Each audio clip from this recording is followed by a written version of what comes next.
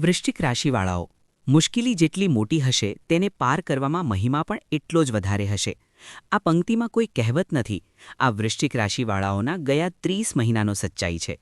તમે એ લોકો છો જે બહારથી શાંત દેખાય છે, પણ અંદર લાગણીઓનો એક જ્વાળામુખી લઈને ચાલો છો. હું જાણું છું કે શનિની ઢૈયા અને ગયા 2.5 વર્ષના સંઘર્ષોએ તમને તોડ્યું છે, પરખ્યું છે, પરંતુ હવે તે પરીક્ષા પૂર્ણ થઈ રહી છે. સ્વાગત છે તમારું 2026ના સૌથી મહત્વપૂર્ણ જ્યોતિષીય વિશ્લેષણમાં. ગ્રહોની ચાલ સ્પષ્ટ સંકેત આપી રહી છે કે 2026 તમારા જીવનનો માત્ર નવું વર્ષ નથી, પરંતુ કર્મોનો નવો મુકામ છે. આ એ વર્ષ છે જે તમારા ગયા 10 વર્ષોના સંઘર્ષનો હિસાબ વ્યાજ સહિત પાછો આપશે. પરંતુ સાવધાન રહો, આ જીત થાળીમાં પીરસીને નહીં મળશે. આજના આ વિડીયોમાં અમે તમને કોઈ સામાન્ય ભવિષ્યફળ નહીં, પરંતુ આવતા 12 મહિનાની એક અચૂક રણનીતિ આપી રહ્યા છીએ. અમે જાણશું કે વર્ષની શરૂઆતમાં બનતો એક દુર્લભ યોગ તમને ધન તો આપશે, પણ તમારા નજીકવર્તીઓને કેવી રીતે તમારી પાસેથી દૂર કરી શકે છે. અમે સમજશું કે એપ્રિલમાં તમને કયા વિશ્વાસઘાતથી બચવું છે, જેથી તમે જૂનમાં આવતી તે અમૃત વરસાદનો લાભ લઈ શકો જે દેવગુરુ બૃહસ્પતિ તમારા માટે લાવી રહ્યા છે.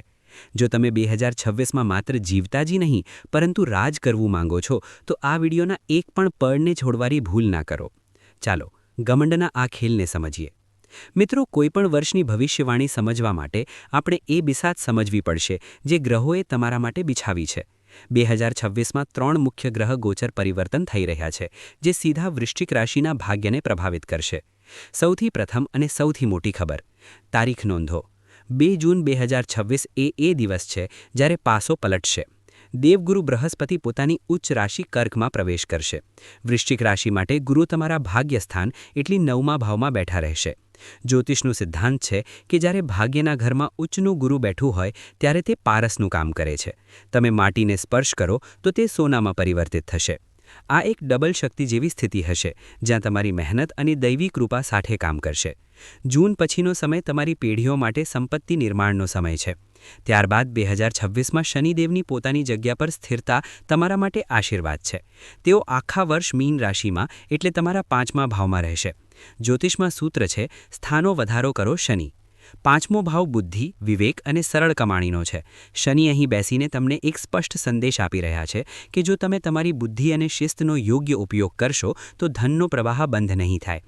પરંતુ શનિ અહીં એક છલણી પણ લગાવી રહ્યા છે.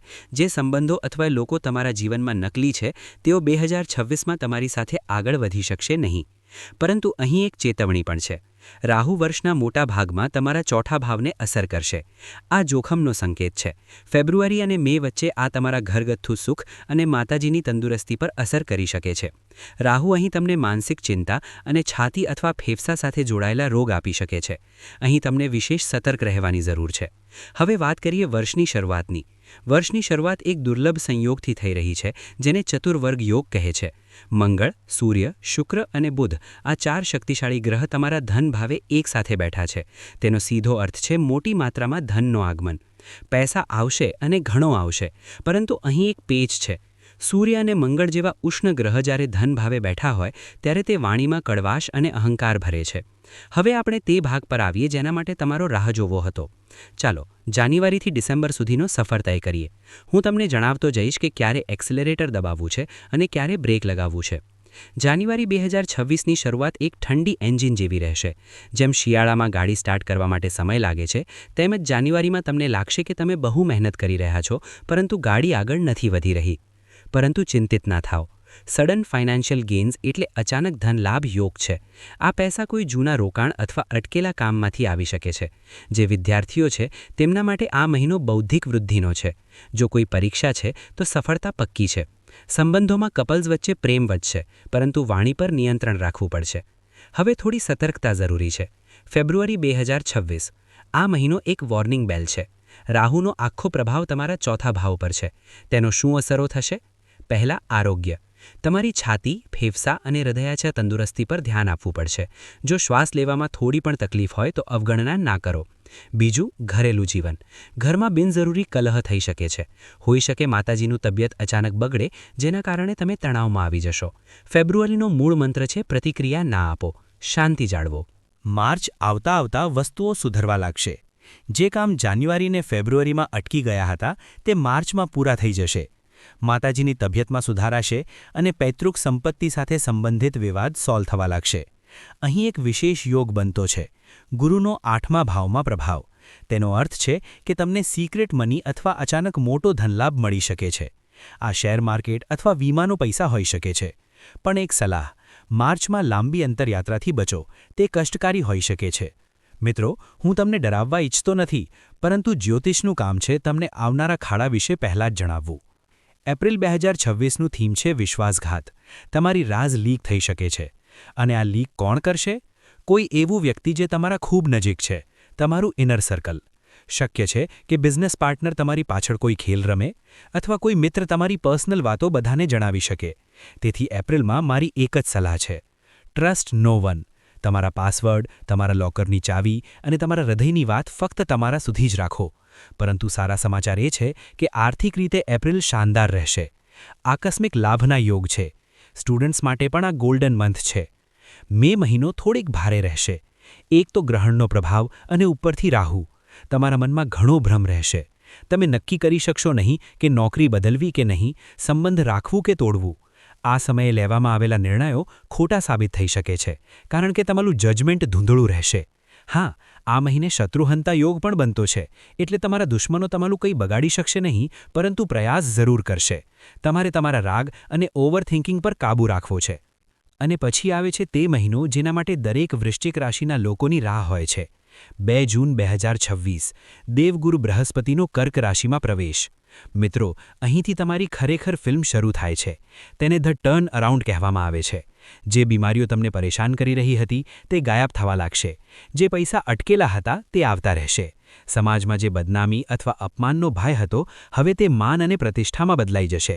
જૂન મહિનો તમારા વ્યક્તિત્વમાં આવો ચુંબકીય આકર્ષણ લાવશે કે લોકો તમારી વાત સાંભળવા મજબૂર થઈ જશે.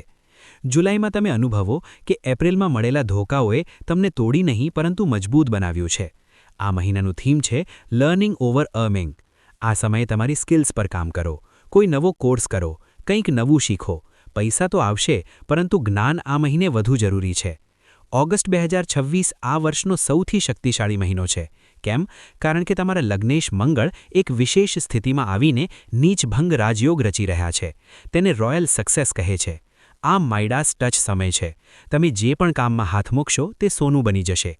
જો તમે કોઈ નવી ફેક્ટરી લાવવા માંગો છો, કોઈ નવો બિઝનેસ શરૂ કરવા માંગો છો, અથવા ઇમ્પોર્ટ એક્સપોર્ટનું કામ કરવા માંગો છો, તો ઓગસ્ટથી વધુ સારી તક કોઈ નથી. જૂના દુશ્મન અને જૂના ભયંકર સપના પાછા આવી શકે છે, પરંતુ આ ફક્ત એક કોસ્મિક ટેસ્ટ છે. તમે સરળતાથી જીતશો. સપ્ટેમ્બરમાં ભાગ્ય 100% તમારા સાથે છે. આ સમય અટકેલા પૈસાને પરત આણવાનો છે. જો કોઈએ તમારાથી લોન લીધી હતી અને પરત આપી નથી, તો સપ્ટેમ્બરમાં તેમાંથી કડક માંગ કરો. પૈસા પરત મેળવવા પૂર્ણ યોગ છે. સરકારી કામ જે વર્ષોથી અટકેલા હતા તે મહિને ક્લિયર થશે. બેંક બેલેન્સ વધશે. પણ એક ચેતવણી: ઈર્ષાથી બચો. અન્યની પ્રગતિ જોઈને જલવા તમારી કિસ્મત બ્લોક કરી શકે છે. ઓક્ટોબર આવતા આવતા તમે જુઓ કે જીવન ટ્રેક પર આવી ગયું છે.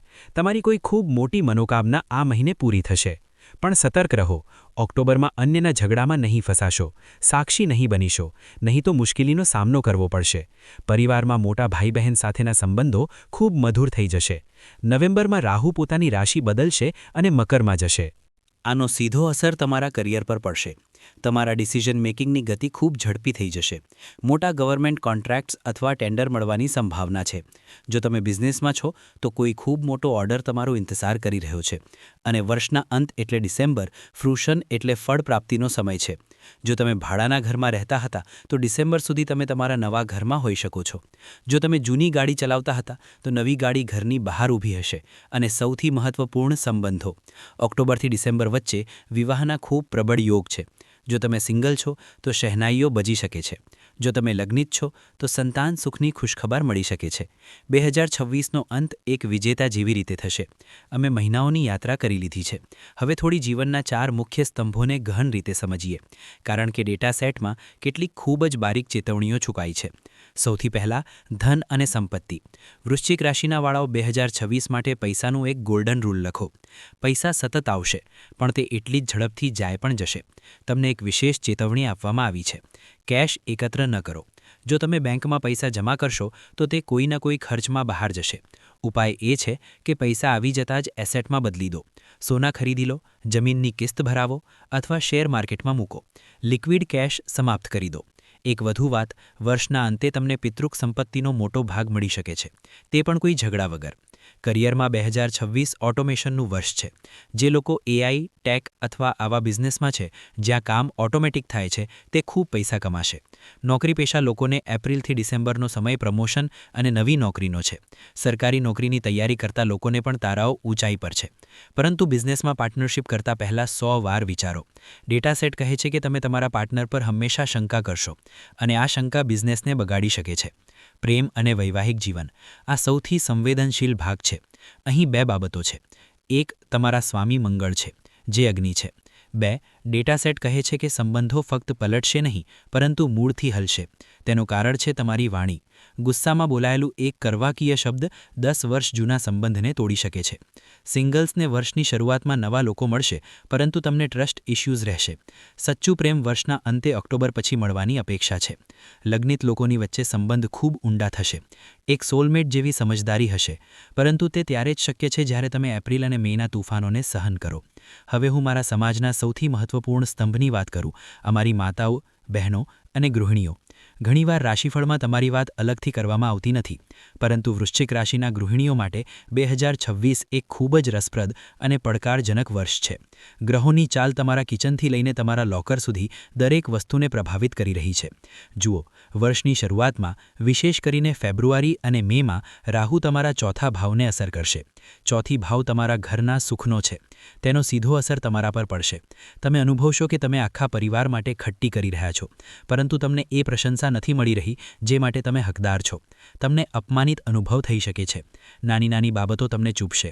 સલાહ એ છે કે આ સમયગાળામાં જરૂર ન પડે તો ચર્ચા ન કરો. આ રાહુનો ભ્રમ છે. તમે ઘરની ધૂરી છો.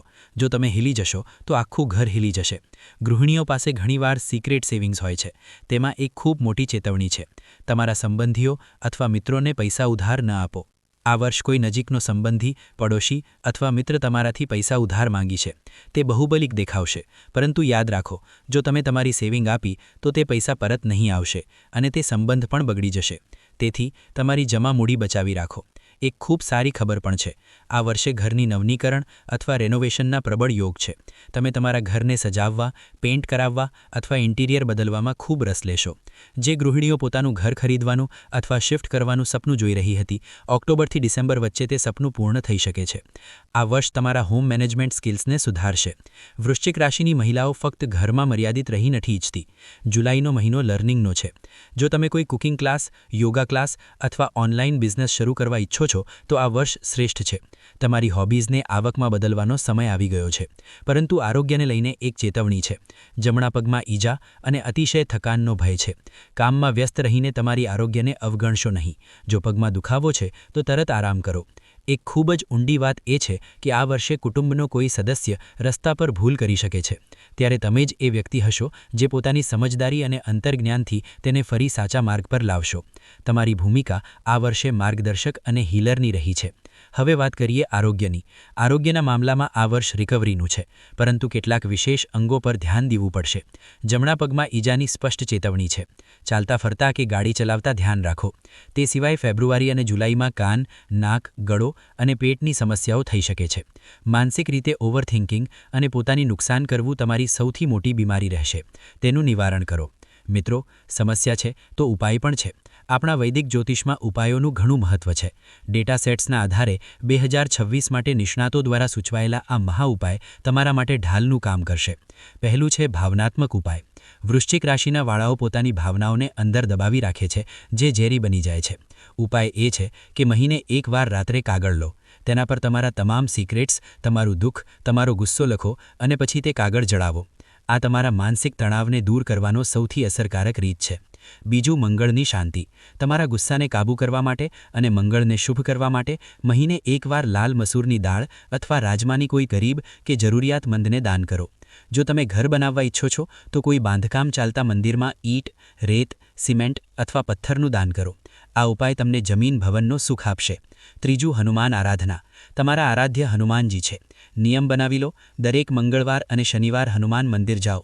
વર્ષમાં ઓછામાં ઓછું એકવાર અથવા શક્ય હોય તો મહિને એકવાર સુંદરકાંડનો પાઠ કરો. સાળાસર બાલાજી કે મહેંદીપુર બાલાજી જેવા સિદ્ધ મંદિરોના દર્શન આ વર્ષે તમારા માટે ખૂબ શુભ રહેશે. એક ખૂબ જ અજબ પણ જરૂરી ઉપાય એ છે કે બીજાઓના ઘરમાં મીઠું ન ખાઓ. પ્રયત્ન કરો કે બીજાઓના ઘરનું મીઠું તમે ન ખાઓ, જેથી તમ પર કોઈનું મીઠું અથવા નેગેટિવ એનર્જી ન ચઢે. અને હા, તમારી ગાડી કોઈને ના આપો અને કોઈની ગાડી પણ ન માંગો. તો મિત્રો, આ હતું વૃશ્ચિક રાશિનું 2026નું સંપૂર્ણ હાલ. આ વર્ષ નિર્ણય લેવાનું છે, આ વર્ષ બદલાવાનું છે. ગ્રહો તમને એ બધું આપવા માટે તૈયાર છે જે તમે 2025માં ગુમાવ્યું હતું.